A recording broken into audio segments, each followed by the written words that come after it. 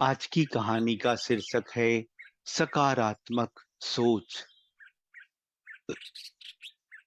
एक राजा के पास कई हाथी थे, लेकिन एक हाथी बहुत शक्तिशाली था, बहुत आज्ञाकारी, समझदार व युद्ध कौशल में निपुण था।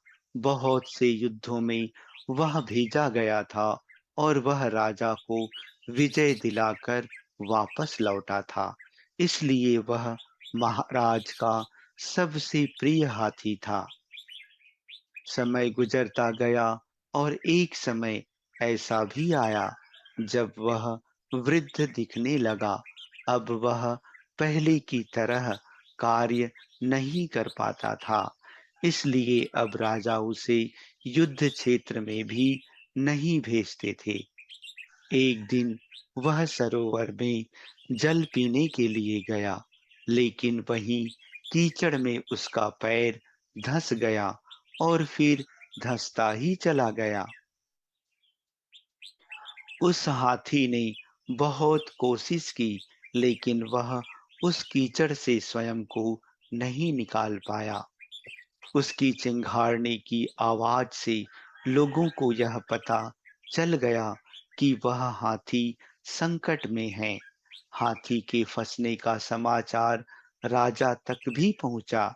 राजा समेत सभी लोग हाथी के आसपास इकट्ठा हो गए और विभिन्न प्रकार के शारीरिक प्रयत्न उसे निकालने के लिए करने लगे, लेकिन बहुत देर तक प्रयास करने के उपरांत कोई मार्ग नहीं निकला।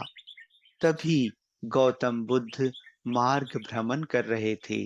राजा और सारा मंत्रिमंडल तथागत गौतम बुद्ध के पास गए और अनुरोध किया कि आप हमें इस विकट परिस्थिति में मार्गदर्शन करें।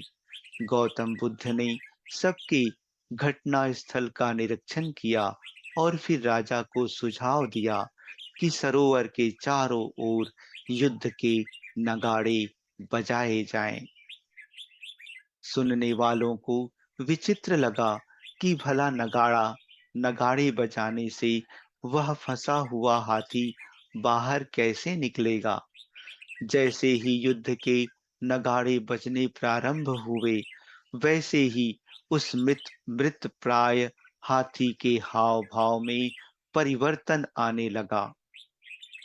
पहले तो वह धीरे धीरे करके खड़ा हुआ और फिर सबको हतप्रभ करते हुए स्वयं ही कीचड़ से बाहर निकल आया।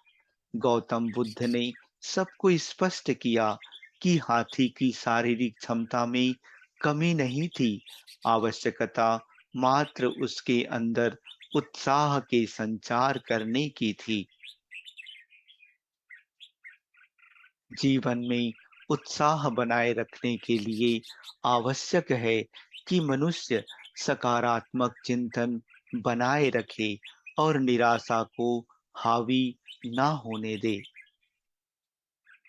कभी-कभी निरंतर मिलने वाली असफलताओं से व्यक्ति यह मान लेता है कि अब वह पहले की तरह कार्य नहीं कर सकता, लेकिन यह पूर्ण सच नहीं है।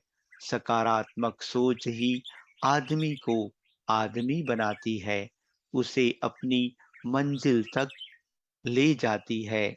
आप हमेशा सकारात्मक ऊर्जा से परिपूर्ण, स्वस्थ एवं प्रसन्न रहें।